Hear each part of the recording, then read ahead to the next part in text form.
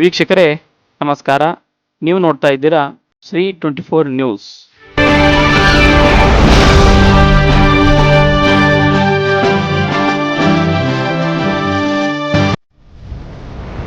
ಆಳಂದ ತಾಲೂಕಿನ ಹಿರೋಳಿ ಗ್ರಾಮ ಪಂಚಾಯತ್ ಕಾರ್ಯಾಲಯದಲ್ಲಿ ಒಣ ಕಸ ಸಂಗ್ರಹಣಾ ಬಕೆಟ್ಗಳು ಬಂದು ಸುಮಾರು 7 ತಿಂಗಳಾದರೂ ಇನ್ನೂ ಕೂಡ ಬಕೆಟ್ಗಳು ಮನೆ ಮನೆಗೆ ವಿತರಣೆ ಮಾಡಿಲ್ಲ.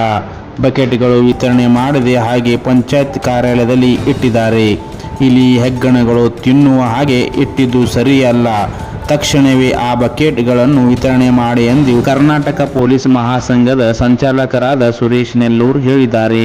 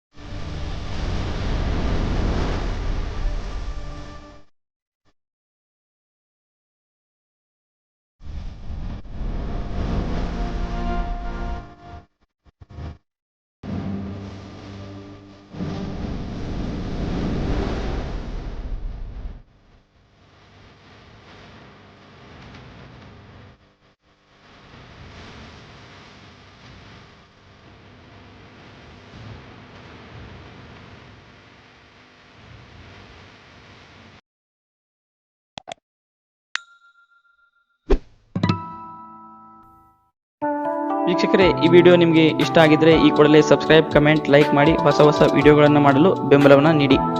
ಸುದ್ದಿ ವರದಿಗಾರರು ಬೇಕಾಗಿದ್ದಾರೆ. ಕರ್ನಾಟಕ ರಾಜ್ಯ ಜಿಲ್ಲಾ ತಾಲೂಕು ಹೋಬಳಿಗಳಲ್ಲಿ ನಿಷ್ಠಾವಂತ ಪ್ರಾಮಾಣಿಕತನ ಹವ್ಯಾಸಿ ಅನುಭವಿ ಸುದ್ದಿ ವರದಿಗಾರರು ಬೇಕಾಗಿದ್ದಾರೆ.